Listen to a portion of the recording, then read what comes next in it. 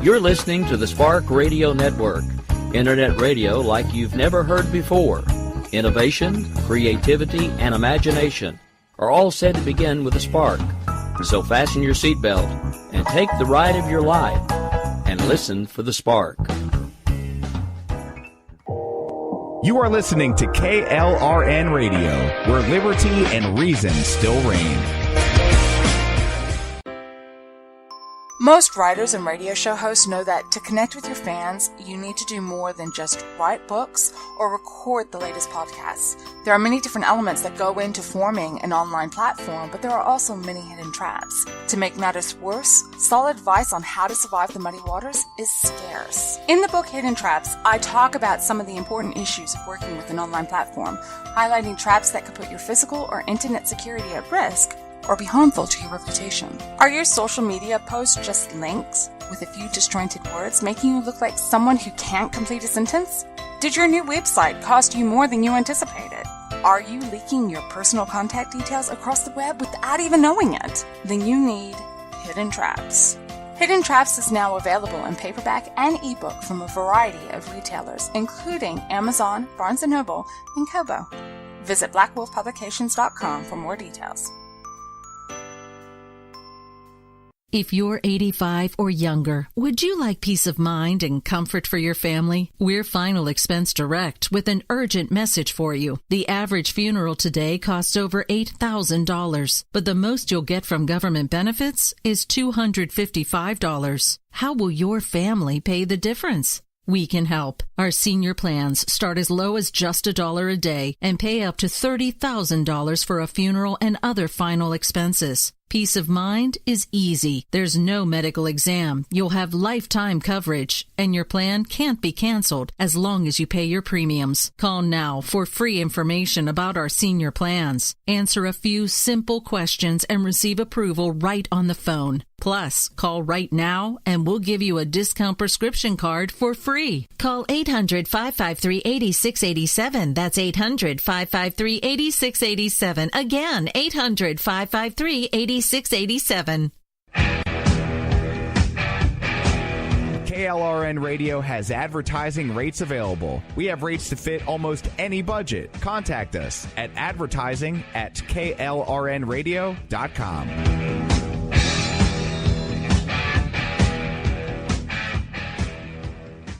Here's George Foreman with InventHelp. Hi, I'm George Foreman. Do you have an idea for a new product or invention? People ask me all the time, George, how do I get my idea in front of companies? How do I get a patent? What do I do next? Do you have the same questions? I'll tell you like I'll tell them all. Call my friends at InventHelp. Call InventHelp today for free information. InventHelp has been helping inventors for more than 30 years and has sales offices nationwide. InventHelp can submit your invention to companies who are interested in receiving new ideas. If you have an idea and want to try to patent it and submit it to companies, you should call InventHelp today for free information. Listen, I can't guarantee a company will be interested in your idea, but I believe every inventor deserves the opportunity to step into the ring and take their best shot. Put InventHelp in your corner. Get your free inventor's information. Call 1-800-353-6490. That's 1-800-353-6490. Again, 1-800-353-6490. At St. Jude, a family never sees a bill at all. It's like the world has been lifted off of your shoulders. St. Jude Children's Research Hospital. Finding cures, saving children. Learn more at stjude.org. Sometimes writers feel lost, unsure why a passage may not be working. It takes another set of eyes to help us nurture our writing into full maturity. At Black Wolf Editorial Services, we strive to enable writers to develop and grow, offering manuscript critiques and line edits through a mentoring editorial style. We also offer assistance on generating a writer's bio for your websites. Black Wolf Editorial Services, nurturing your writing into maturity. For a full list of services, visit blackwolfeditorial.com. You're listening to the Spark Radio Network, Internet radio like you've never heard before. Innovation, creativity, and imagination are all said to begin with a spark. So fasten your seatbelt and take the ride of your life and listen for the spark. You are listening to KLRN Radio, where liberty and reason still reign. My name is Jessie. I'm a United States Special Forces widow. This gives me a unique perspective on the world around us. If you're willing to listen, I'll tell you how I see it, and I won't pull any punches. This is my POV, which stands for Point of View. All right, this is Jessie. Sorry I've been so away from the mic this week. Yes, my military family has needed me, and many other people have been yanking on me for time. What can I say there, friends? It's just the way life rolls some weeks. And yet, of course, I take a day away from the microphone, and the world has to go have a major terrorist attack and beg me back. But I had things I had to take care of.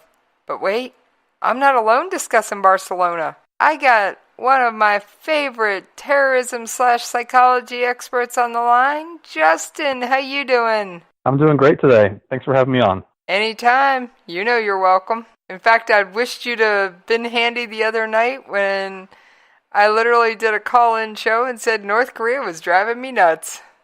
Call in and distract me. So, we all know that a house blew up the night before the attack, then there was the van attack, and then there was a separate attack in another location.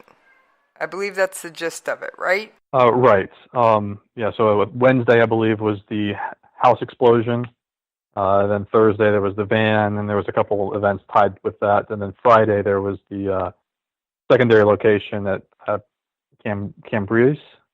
Not sure how you pronounce that. The Cambrils. I'm not sure either. Pick one. I'll run with it. And there I go, knocking stuff off my desk again. Just shows I got a messy desk, Justin. What's that say about me? Well, they say Einstein had a messy desk, so I think it's okay. Sounds good. So, do you think this terrorist attack was designed to be bigger than it was? It certainly looks that way. There's some evidence to suggest that. In particular, the link to this house explosion in the town I think was called Alcanar. Again, I'm not quite sure how to pronounce that. But it looks like if that's tied in with the van attack, that there was supposed to be something bigger involving gas, and that didn't pan out. But it certainly looks like it was supposed to have been a much bigger attack than it ended up being. I'd have to agree, because, I'm sorry, you had a whole bunch of propane and butane tanks. You had all kinds of nasty stuff there, and you know what? All right, correct me if I'm wrong. These guys go building a bomb. They put a lot of shrapnel in it designed to take out more people.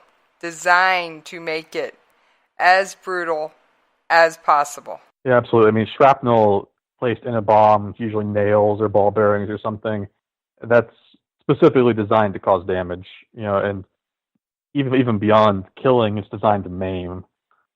So they were certainly planning for something bigger, it looks like anyway, assuming they do officially tie the house explosion to the Barcelona van attack, which it looks like they believe is true. They have pretty well tied the two together. Now, there is a late update on the driver of the van, and as much as I hate saying the names, I will say it this one time. Musa Akbir. He has been confirmed dead. He was one of the 5 men killed at the second attack of Cambrai. So that, I say, is good news. I did see that. Yeah, it's obviously it's a sad story. He was very young. Reports are either 17 or 18 from what I've seen. But it's good that they did manage to track him down at that second location. Sorry, Justin, but anytime a terrorist dies, it's a good note in my book. I know it's definitely good they tracked him down. It's just always sad to hear about somebody so young throwing away their life like that. Yeah, it is sad to hear him throwing his life away, but I didn't force him to go drive a van and mow down. Absolutely not. No, he brought it on himself. So now, obviously, just to remind our listeners, the definition of terrorism is? Okay, so terrorism, well, I should preface this. I've often prefaced this. there is no standard definition of terrorism that everybody uses, but essentially what's commonly thought of as, unlawful use of violence against non-combatants, which is usually civilians, although it can include other folks, in the pursuit of some sort of political, religious, social goal. And in particular, the motivation has to go beyond mere destruction. There has to be some sort of a psychological element to it. So what do you think the psychological element was this time? Well, as it is with a lot of these, fear seems to play a heavy role. Part of the word terrorism it comes from an old word that means to frighten. I believe it's a French word, terrorisme. It comes from that word. It means to frighten. So their goal is to scare people, to intimidate, to make themselves look stronger than they are. And in particular, they're trying to cause terror. I mean, that sounds silly to say because they're called terrorists, but that's kind of what their ultimate goal is. That they want this psychological fear to go beyond just the basic material damage, and they want people to feel unsafe. They want to cause or to have that influence that goes beyond just this one attack. Now, Daesh or ISIS or ISIL, depending on which acronym you go with, you know me, I use Daesh because that's the one they hate the most, has claimed responsibility for this attack.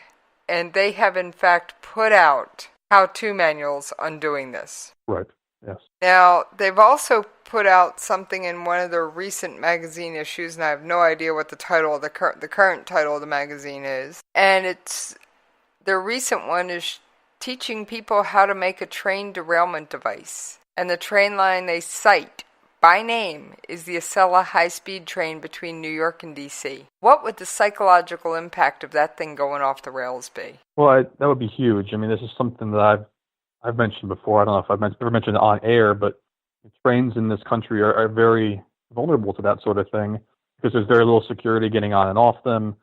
And in particular, a lot of these tracks go through places that are kind of out in the country. There's not a whole lot of people around to watch and make sure there's nothing there. Now, traditionally, terrorists, for whatever reason, have avoided attacking trains. I think they see more impact attacking other vehicles, but it certainly would cause fear because this is a relatively safe mode of travel that a lot of people have used, despite its kind of vulnerabilities that they're, I guess, now trying to take advantage of. Okay. Also, the intelligence community here in the United States warned Spain that this particular section of Barcelona was ripe for terrorist attack. So do you think that that somebody dropped the ball, or do you think it was just they didn't have actionable intelligence, they didn't do anything? Well, that's obviously difficult to know. The area it's a spot called Las Ramblas, but that's kind of like a central boulevard. It's like maybe a mile long, maybe a little less.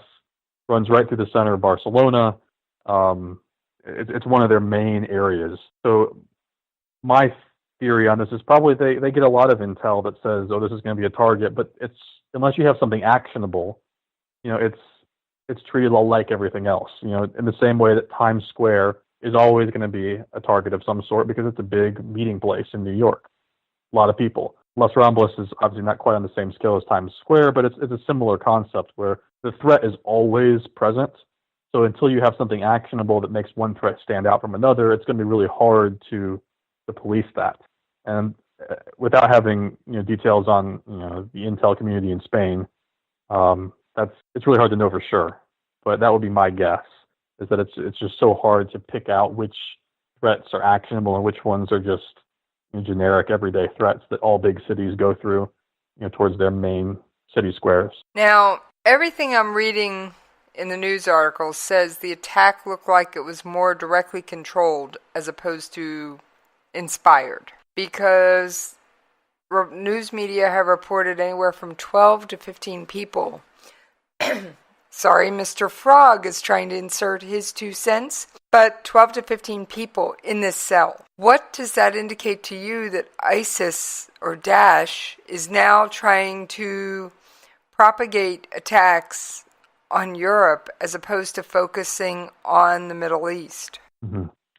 Well, that's actually something that makes ISIS, ISIL Daesh unique, at least compared to some of its predecessors. Al-Qaeda is famous for its big attack on 9/11 here in the U.S. Mostly they wanted their recruits to come to them. They wanted to come train them in the Middle East. Attacks are mostly in the Middle East. And their recruiting and radicalization materials were all focused on how do we attack in the Middle East, beyond these few instances elsewhere. ISIS, though, has taken kind of a different route in that they're very much focusing outward. Their magazine, you said the name of it, it's a new one. It's called Ramia. It's the Arabic word for Rome. But this new magazine they've been putting out is very focused outward and saying, you don't need to come to us to train. We'll radicalize you where you are, attack where you are. And that's partly why we've seen kind of a rise in these kind of lone wolf style attacks in European countries and the United States. And that makes ISIS a little bit unique. And so I think this is not necessarily a new phenomenon for them, although it certainly seems to be coming to a head more in the last year or so. But they have always been kind of focused on attacking in these foreign countries for them. I mean, they're obviously based Iraq, Syria, etc., but they want attacks in other places. I mean, we had a couple in Paris. There was the one in Brussels. There's been several others in these other big cities. This is not a new phenomenon for them. They've always been kind of focused outward and allowing their recruits and their radicalized individuals to commit the act there instead of having to travel to them in Iraq or Syria. Right. Now, what do you think about the use of vehicles? Because vehicles, unlike guns, which you can restrict, you do need a special permit for. It's so easy to purchase a vehicle, either private sale or rent one or steal one. It's something that's very easy to come by. Do you think, exactly. Do you think that's why they're starting to use vehicles as weapons? Yeah, absolutely. I think that's a perfect example of what they're trying to do. I actually teach a class where we talk about these various tactics and what they're trying to do, and vehicle-based attacks is something we talk about. And these vehicles are, as you said, they're easy to buy. They're readily available. I mean, cars are all over the place, vans, those type of things. You can buy them and use them without any sort of suspicion. Nobody looks at you twice if you're driving a car down the road. And nobody looks at you twice if you try to buy a car. And people do that. So it's very easy to get these weapons, these cars, without suspicion. They're all over the place, so they're easy to find, easy to buy, and you don't need to make explosives to go with them because they are their own weapon, right? You can use them, ram buildings, ram other vehicles, run over pedestrians, is what we've seen recently. They're used to breach buildings, so they're very easy to use. And I think we're seeing a rise in them in the last year or so, partly because of this new tactic of ISIS looking outward. If you don't bring people to you to radicalize them, your radicalization is not quite as sophisticated as it might be otherwise. You're not trained in necessarily making explosives because you're less sophisticated. And so you get whatever weapons you can get your hands on. In a lot of cases, the first thing you can get your hands on is a car. And so we've seen this kind of rise in several different locations around Europe. We've even seen it here in the U.S. And I think it's on the rise because of those factors. I have to agree with you. It's the readily available weapon of choice. And while I don't like that something most Americans use for everyday transportation has now been weaponized by these clowns, and yes, I'm filled with derogatory names for these people, but I also don't want the average American to be scared out of their mind every time they see a white van, because it seems to be a white van all the time. Is it just because most vans are white, or do you think there's some kind of underlying current to it? Honestly, I have no idea. I would imagine if you're going for a vehicle that's readily available, you're going to go for whatever is handy. So my guess is white is just a more common color. But if there's something deeper to that, I don't think they've released it yet. But I think they're just grabbing whatever's handy. I was thinking of the Westminster van attack, and that was also a white van. And I'm thinking it's just because white's probably an easier color for people to rent, because both these vans were rentals. It probably is, and it's also a color that doesn't draw eyes to it. I mean, if they're buying neon yellow, people are going to look. And who's driving that car? Who's driving that van? So they're going to pick a color that's kind of nondescript anyway. So you're going to see things white, black, gray, silver, these colors that don't draw a ton of attention to them. And I think white is just a common one that's easy to grab that doesn't bring that attention. Right. In fact, the car, I believe, that was used in the Cambria attack, I believe, was black. I'm not sure. Another nondescript color that most people kind of gloss over when they're looking at the street. They don't notice that it's not neon green or yellow or pink or even red, blue or anything. Red. They've done studies that show red cars tend to get more tickets. People tend to notice them. Notice when they're doing something wrong or speeding or whatever. A white car, van, black car, silver, you don't notice those as much. They blend in. And there's a lot more of them too. There's fewer red cars on the road than there are white cars. So I guess that makes me an oddity. I drive a red vehicle. Well, my car is blue, so I guess it's a little different too. But again, if your goal is to get somewhere without being noticed, to get as close as you can without being noticed, you don't want to draw attention. You pick something nondescript, a van that's a bland color, this tan or beige or silver or gray or white or whatever. And so I think that makes sense from a tactical perspective. Now, whether or not they're doing that on purpose or those are just the vehicles that are available to them, it's hard to know.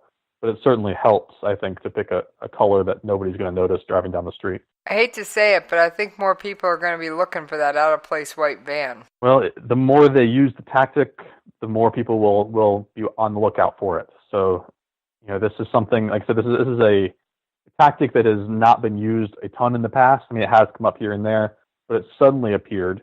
I think people aren't looking at cars for the most part, or they weren't 2 years ago. But now they've been using it for a while, and so it's becoming part of the public consciousness a little bit more. There's something to keep an eye out for. In fact, in their magazine, they said pickup trucks were actually the best quote-unquote mowers. So I do find it interesting that they're using vans when they say pickup trucks were the best mowers, but it is harder to rent a pickup truck. I would imagine vans are cheap and they're easy to get a hold of.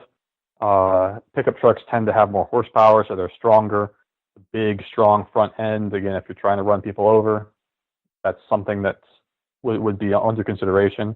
But as you said, it's a lot easier to rent a van. A lot of places will rent you vans, and it's probably cheaper to rent a van as well than to rent a fancier high-end pickup truck. Oh, I happen to know they'll rent vans for moving, and businesses often rent vans, so it's not an uncommon rental. Yeah. Now, the terror cell, the Barcelona police in Spain have said that they thwarted a new terror attack by the terror cell that earlier blew up a house and killed more than a dozen people. So they have actually come out with honest official Spanish news media has come out and said that they are linked. Cambria is a small coastal city, but it is a popular tourist destination. Now, I've noticed something about ISIS or Daesh. They tend to focus on the tourist traps. And I've heard it said that's because they want to attract international media attention. Right. Yeah, that's not an uncommon tactic. Right. They want to get as many news media people flying in. In fact, this morning when I woke up and flipped on the TV station, all your major networks had sent somebody over. Right. And I would argue, too, in particular, because America is kind of the worldwide leader in media, if you attack a tourist spot where there could be Americans, whether or not there actually are, but where there could be, you're going to bring in the U.S. media. And I think that's a huge goal of a lot of these groups, because the U.S. media is so prevalent around the world. And there was one American killed. He was tragically... I did see that report, yeah. Celebrating his first wedding anniversary. Oh, it's tragic. Him, I will mourn. The terrorists, not so much, my friend. Mm-hmm. So, and there was Saeed Allah, who was 18, Mohammed Hachim, who was 24, and Ukbir, who they don't list the age for in this particular article, and there's another one that's still on the run. He's 22. Ukbir was the driver? Yes, Ukbir was the driver. Yeah, I've seen reports of him as either 17 or 18. I've seen conflicting reports, but he could be quite young. Why is it most of these terrorists seem to be young? Is it the young people are more impressionable? What is it? Well, it's probably a few things. I mean, from a psychological perspective, you kind of hit the nail on the head there, is in that youth tend to be more impressionable. We've seen terrorist groups starting to recruit younger and younger. That's been established in the literature that's out there. And a lot of it is when you're young, you don't really have an identity yet, or you're still looking for one. A lot of times you feel disconnected. A lot of actually pretty much all youth go through that at some point, where they're trying to figure out where they belong, who they are. They're looking for meaning. They're looking for, what their purpose in life. And a group comes along and says, hey, we can provide you a purpose. We can provide you meaning. We can give you a sense of belonging. We can give you an identity. And that can be appealing. Now, obviously, the average person, doesn't fall for that and land in a uber violent terrorist group.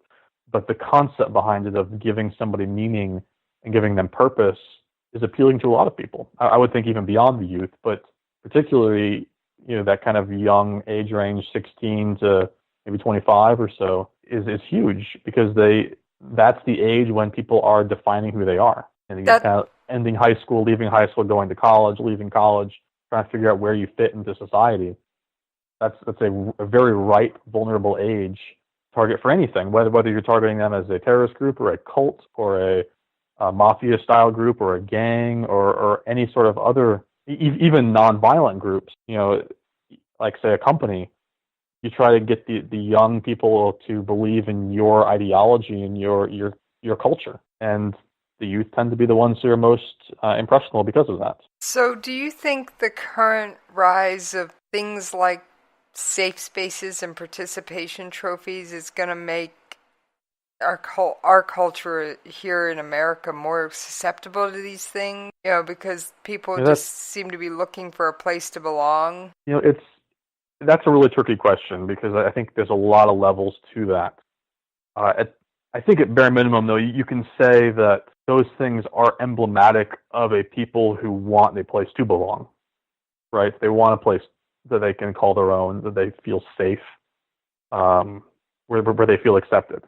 Now, whether or not that makes them more susceptible to a terrorist group or not, that's tough to say. And again, 99% of people don't fall into that trap. But I do think at the very minimum, it's another demonstration of youth looking for a place to fit in. Now, as if we start to encourage this more and more, you have to provide a place for them to fit in. And so, if you are able to provide them some sort of alternative identity, then maybe that prevents them from joining a group. But as long as we continue to encourage this kind of lost sense of who people are, it's going to be difficult to combat. And in particular, when we go to the Middle East, the U.S. has been very involved in there. We need to provide these young people an alternative ideology, maybe an alternative job, an alternative culture, an alternative interpretation of beliefs. If you can provide some sort of alternative, then maybe they don't turn to, what they might see as a last resort. And in particular, we're seeing this in the United States now too, and other places. We need to provide some sort of alternative identity, alternative interpretation, alternative purpose, alternative meaning, because people become vulnerable when they don't have that. And terrorist groups prey on those people. They understand at a very deep level psychological impact of somebody who's looking for identity, and they jump all over that. And so we need to find a way to give them a different identity, or at the very least provide them support as they figure out their own identity. Okay, that makes sense. And I was thinking about what you said, 16 to 24 is also prime military recruitment age. It's exactly. Military does it too, yeah. Although that's a positive group. Right. I mean, that age range, it's not a negative thing to be figuring out your identity. We can use that for a lot of positives. Like you said, the military is a great example of that. It's much harder to take a 35-year-old and get them started in the military at that age, because by that point they've already developed who they are. They've developed an identity. It's a lot harder to get them on board with a lot of the military tactics and training that you need. than it is an 18-year-old. And that's a very positive, way to think about it. But it's the same psychological principle that kind of underlies all of it. 18-year-olds tend to be impressionable. They're easy to mold, and if you can use that both for good and for bad. You can mold them into being good human beings, and you can mold them into being bad human beings. And there are people out there who try to take advantage of that.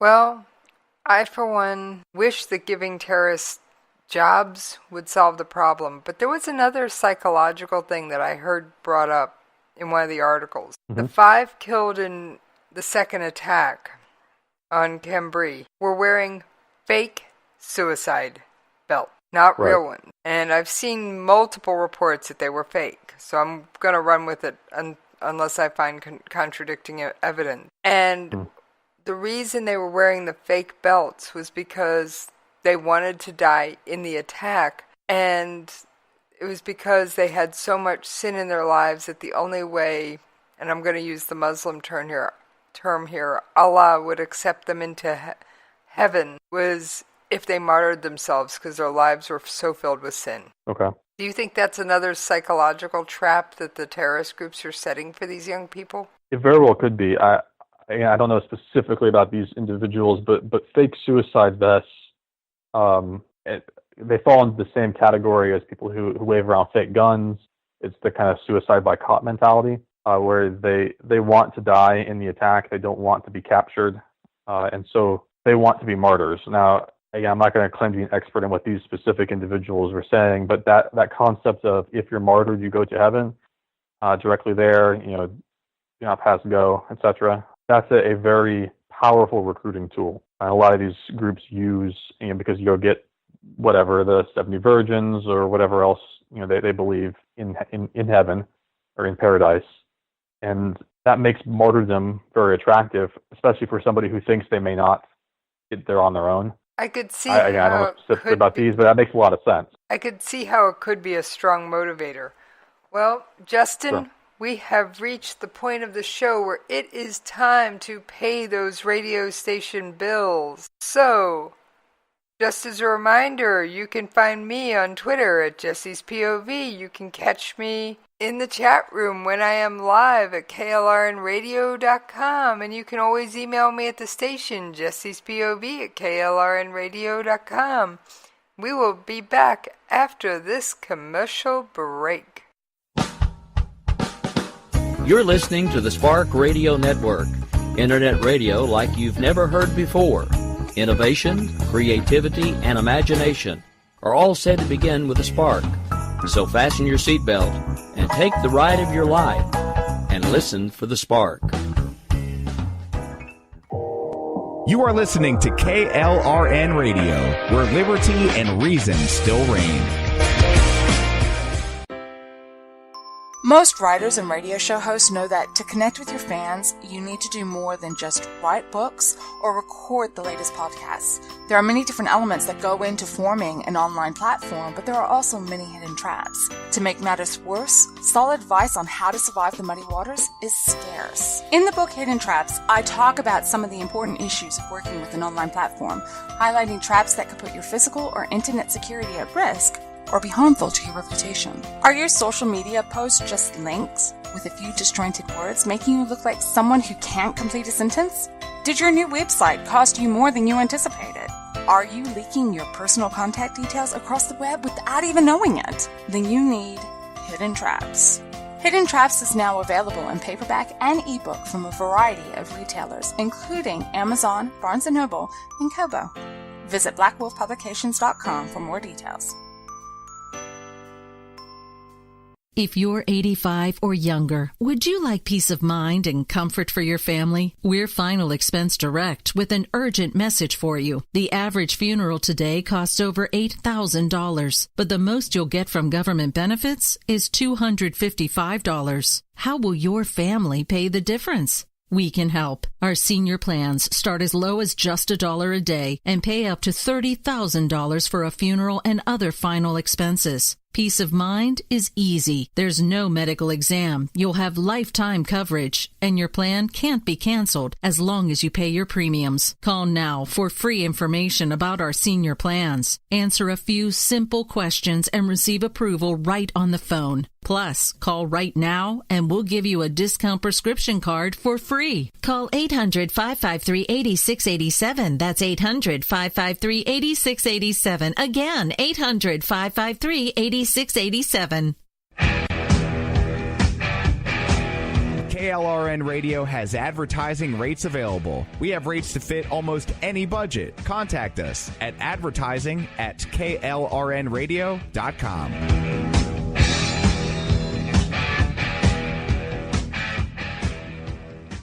Everyone loves liberty. Our rights come from God, not the government. So why are you letting other people tell you what's best for your healthcare? Exercise your freedom with Liberty Health Share. Liberty Health Share is a community of people who voluntarily share one another's medical costs. Liberty Health Share is founded on the idea that most people truly want to help one another. Healthcare sharing allows members to do just that as a true community that supports one another in times of need. Liberty believes people should make decisions for themselves and their families. Members are able to take back the freedom to make their own decisions about their healthcare. Freedom from guilt or doubt about how your money is used. You have the freedom to direct your healthcare, not to be dictated to by bureaucrats. Stop letting others tell you what to do and join a community of like-minded people. Exercise your freedom. Join Liberty Health Share and take back the control of your healthcare while helping those around you. Call Liberty at 855-58-LIBERTY. Again, that's 855-58-LIBERTY for more information, or you can check them out at libertyhealthshare.org. Again, that's libertyhealthshare.org. Here's George Foreman with InventHelp. Hi, I'm George Foreman. Do you have an idea for a new product or invention? People ask me all the time, George, how do I get my idea in front of companies? How do I get a patent? What do I do next? Do you have the same questions? I'll tell you like I'll tell them all. Call my friends at InventHelp. Call InventHelp today for free information. InventHelp has been helping inventors for more than 30 years and has sales offices nationwide. InventHelp can submit your invention to companies who are interested in receiving new ideas. If you have an idea and want to try to patent it and submit it to companies, you should call InventHelp today for free information. Listen, I can't guarantee a company will be interested in your idea, but I believe every inventor deserves the opportunity to step into the ring and take their best shot. Put InventHelp in your corner. To get your free inventor's information, call 1-800-353-6490. That's 1-800-353-6490. Again, 1-800-353-6490. At St. Jude, a family never sees a bill at all. It's like the world has been lifted off of your shoulders. St. Jude Children's Research Hospital. Finding cures, saving children. Learn more at stjude.org. Sometimes writers feel lost, unsure why a passage may not be working. It takes another set of eyes to help us nurture our writing into full maturity. At Black Wolf Editorial Services, we strive to enable writers to develop and grow, offering manuscript critiques and line edits through a mentoring editorial style. We also offer assistance on generating a writer's bio for your websites. Black Wolf Editorial Services, nurturing your writing into maturity. For a full list of services, visit blackwolfeditorial.com. All right. Thank y'all for hanging in there with us while we paid those bills. And yes, Justin is still with us. Thank you, Justin. Now, we did... Thanks for keeping me. Oh, all the time, darling. We went through a ton of broad brushstrokes in the first half of the show. And there were a lot of interesting things we could dive deeper into. So, guest choice. All right. Well, I thought... there's a few things I thought we could touch on, but I wanted to go into a little more detail on the recruitment elements as to how they're targeting the youth and the foreigners, these lone wolf style attacks, and kind of how we can combat that. Because this idea of targeting youth is not a new one, but it certainly seems to have ramped up in recent years. As I think I mentioned in the first half hour, we've seen terrorist groups now start to target younger and younger. It's this idea of being easier to manipulate. If you know what you're doing, it's not that difficult to manipulate an identity when there is no identity there that's established yet.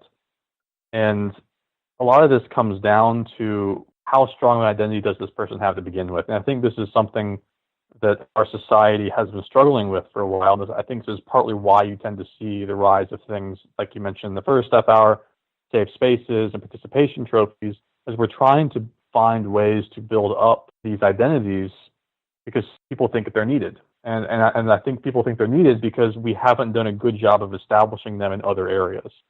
And a lot of this comes back to the family units. Now, I think I've mentioned this in previous broadcasts, but in my opinion, the family unit is the backbone of society. And when you're growing up, particularly very young, but throughout your kind of development years, having a strong family unit that can teach you things like identity is massive. And this is why a lot of times when we see them target the youth, they target these people without an identity. It's not just being young. It's young and oftentimes familyless or have a broken family, because these are the people who seem to struggle the most with identity. And these, it's very, very common to see things like, for instance, a terrorist who had an absent father growing up. And again, this isn't specific to terrorists either. You find it across the spectrum in gangs, cults, even other forms of criminal activity like mafia style groups as well. Having an absent or maybe an abusive father, that's almost the number one correlate, I believe, with those types of criminal activity. And then absent or abusive mother is, only a small step behind. And a lot of this ties back into that development stage where the youth are trying to develop who they are, but they're struggling with some of these broken family issues. And it causes kind of a psychological break as they're growing up because their family unit is not strong enough to provide them the support that they need. Now, that's certainly not, an indictment of single parent households. There's a lot of amazing single parents out there doing fantastic jobs raising their kids. But when you have this kind of broken family unit, it becomes much harder. And I think, even the most amazing single parent would acknowledge that single parenthood is not easy. And having these kind of broken families, very hard to provide children with everything they need. And this is why, again, we see these groups target people in those situations. Most don't fall for it. Again, most people do just fine and aren't, lured into gangs and terrorist groups. But that's the population that seems to be targeted. Young, impressionable, broken family, struggling to find identity, feeling like they don't belong, feeling like they don't have a family to turn to. They don't have a friend group to turn to. They don't have a religious group to turn to, or whatever it is. They don't have that structure in their life that allows them to feel like they belong. So basically, whatever the reason is, they tend to be vulnerable that way. So basically, it's the lack of a support network. It is. And I think the number one there is family, but as a society, we need to find ways to kind of bolster that. Again, family units, friend units, religious groups, social groups, school groups, for that matter. If you find that you belong to your university, that's an identity there that you are, a member of that university, whatever it is. Those type of things provide a sense of belonging, provide a sense of identity. And even if, say, your alma mater, it's not a particularly strong identity, you need more than that, but it's something, right? It provides you something to hold on to when you start to struggle with who am I and where do I fit in this world. And as a society, I think we kind of struggle to provide those for probably a variety of reasons. But this is, I think, where we're starting to see this rise in things like safe spaces, where people feel like they belong, they can feel safe. And we see this kind of rise in providing, in people asking for identity, right? The people who are saying, hey, I don't feel like I belong here at my university, for instance. Therefore, I need a space where I can belong. And I think as a society, we tend to do a pretty poor job of providing that. And I'm not saying we should provide safe spaces. I think that's a totally different argument, a different or a different topic for a different day. But I think it's emblematic that we're not doing a good enough job elsewhere. Right? We're not providing that in our family structures. We're not providing that in our religious structures. Again, as a society, not obviously in individual people. and people are crying out, asking for it. And that's where you get a lot of these pushes for for safe places, because they feel like they need a place to belong, and they're telling us they need a place to belong. Well, Justin, you always seem to do it. You always seem to have me bringing out some other little detail. And I don't know about myself on air, and I don't know if this is by design or just because you're just a little too insightful there, darling. But I am actually the product of a single-parent household. And I was grateful that I had a support network of friends and family and other people around me who made me who I am today. Absolutely. We are all the product of our environment that we grew up in. And if you do have a single-parent household, you obviously turned out just fine, and that's because you had a network built in. You don't have that, you tend to become susceptible to something else that comes along and says, hey, I can provide that for you. Well, I was lucky enough to have a great support network, and personally, despite the lack of a dual-parent household, I think I turned out just fine. Got my own show anyway. Absolutely. Well, I think that's another, this is kind of getting on a little bit of a tangent, but why we need to be very willing to try to help single parents. I think this is another issue in society where they could use the help. A lot of them are fantastic and amazing, but they need a structure around them to help them succeed a lot of times. A lot of single parents do struggle too. And as a society, we need to be very supportive of those demographics. All right, we were also discussing trains in the first half of the show and how Dash has put out a how to derail a train manual. Mm-hmm. Now, I'm not going into details because this ain't the how-to show, but let's just, and the train line they mentioned was the Acela high-speed train between New York and D.C. Right. Trains are not a major mode of transportation in this country. So do you really think derailing that train would have a major psychological impact, or do you think because trains aren't such a vital part of our nation's fabric, that impact would be lessened? Well, it's a great question because, as you mentioned, trains aren't the major mode of transportation. You would think of cars, planes, long before you come up with train. And so there's a really good question there is, well, just how much of an impact would this have? And I think you're going to find that it varies a little bit. While we don't see trains as a huge mode of transportation in most of the country, beyond a few here and there, trains are not uncommon in two places. One, in big cities, you would tend to call them metros, but it's the same concept. And then two would be these trains like the Acela between big cities, New York, Boston, the DC in particular. And you look at the type of people who tend to ride those, they tend to be businessmen going to and from these cities. A lot of times politicians do it.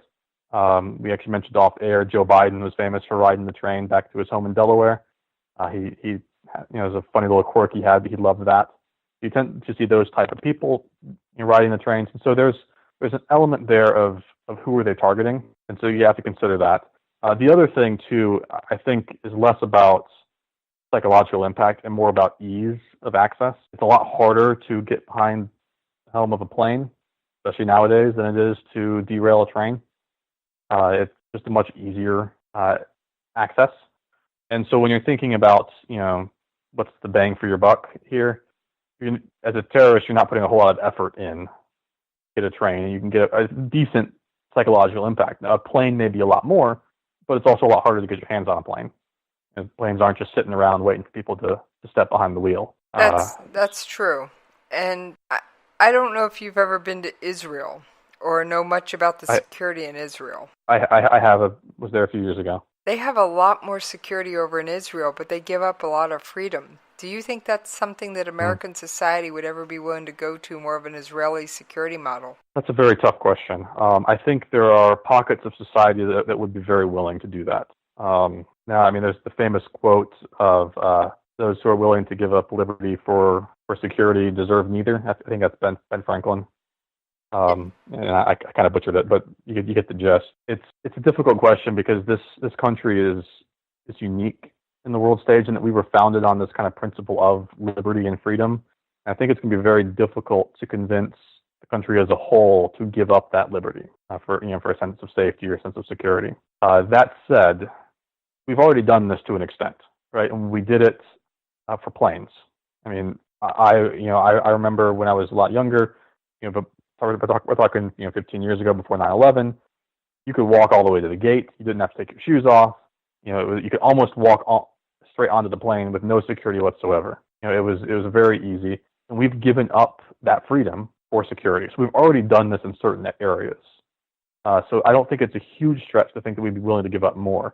Now, where we draw that line, I think, is it's a much more difficult question to answer. And I think we are unlikely to ever get to the point where Israel is, where they've given up a lot of their liberty for some safety. But we're also not in the. I mean, that's a very different situation too. Is that we don't have a ton of enemies, sitting right across the border either. Canada and Mexico. We may bicker a little bit, but they're not really enemies either. So we're kind of a different situation. But I don't see us ever getting to the point of Israel in that sense. But we've already done small steps in that direction, and it wouldn't surprise me to see a few other small steps in that direction. It just depends how much the American people are willing to put up with. And by the way, I did look up that Ben Franklin quote, and the quote that I have, and I've heard multiple variations, but I'm going to go with this one. It says, "Those who would surrender freedom for security will have not, nor do they deserve either one." Yeah, that's it. It's a quote I've heard many times over the years, and always kind of rings very true to me. I tend to be very much on the side of liberty rather than security. But it's, as a society, we've already taken steps to give up some of that liberty. There is a balance there that you almost have to have in today's world. I think it's a great quote by Franklin. As kind of a caution against giving up too much. So I know personally, I also come down on the side of liberty. I enjoy a number of freedoms, and I don't know that I'd be willing to give up much more. I already give up some freedoms just based on where I live and what I do, but I'm not willing to give up too much more. I'm pretty comfortable with the level we've got, although I have to admit, I've heard of TSA security being called security theater more than once. Well, it's probably true that the level of security TSA provides is not what you tend to think. You hear stories all the time of people accidentally getting things through, so it's a little iffy. But at the very least, their very presence makes a difference, I would think. And we haven't had a case like 9/11 since that time, so it is doing something. But I think you're right that the American public does tend to balk at some of this. We're kind of hitting our limit. We're getting close to it. We've seen people balking at things like the Patriot Act, where there was a lot of privacy issues there, giving up privacy, for sake of security. I think we're starting to see some pushback on that. After 9/11, pretty much everybody was willing to give up, some security to take off your shoes to get on a plane. People were like, "That's not a big deal. We'll take off our shoes. We'll go through an extra level of security just to keep this safe." But I think you're right. We are, as a society, I think, starting to kind of butt our heads against or getting close to the limit as to what our country will accept. And I think that is unique for the United States too. I mean, again, we're a country that's very much founded on this. We're kind of unique in the world, and that we were founded on these ideas you don't really see in other constitutions around the world very much.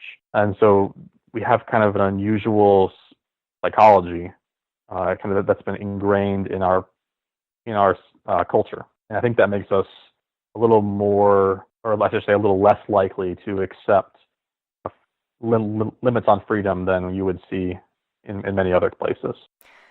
I like to think so, although unfortunately I see calls all the time for more security at movie theaters, more security at shopping malls. Now, for those of you who are not regular listeners to my show, I am a very strong proponent of the Second Amendment, and I've gotten to the point where I do my utmost to avoid gun-free zones, Justin.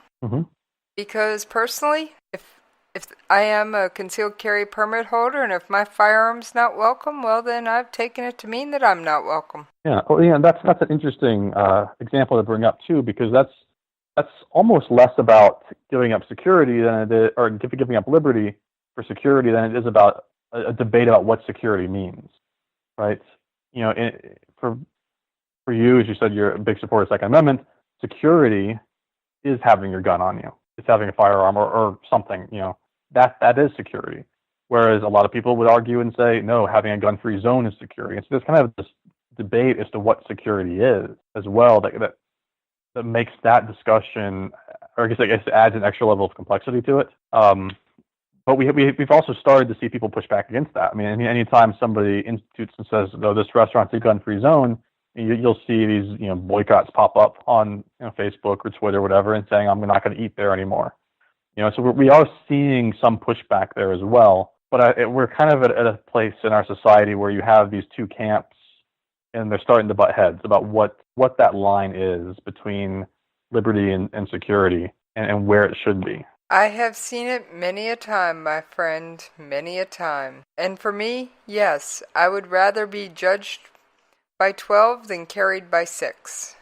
Because I can get a lawyer to help me with the judged by 12. Being carried by 6 is a permanent problem. Yeah, I think you're not alone in that.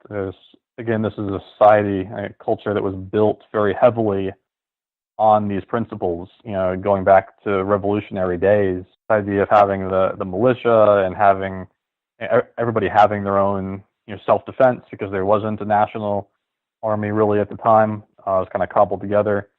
That's been very ingrained in our culture, that people want that freedom, and they believe it's ingrained in our Constitution, Second Amendment. A lot of people will argue it's their God-given right, so it's something deeper than the Constitution as well. And so I think you're very much not alone on that belief. Well, what else would you like to touch on, my friend? You got about 5 minutes. All right. Well, I thought we could touch a little bit more on this train idea, just in the sense that, well, this is new to their documentation, and they certainly seem to be pushing this more. It's not new as a tactic for terrorists, not even in Spain, as we were just talking about.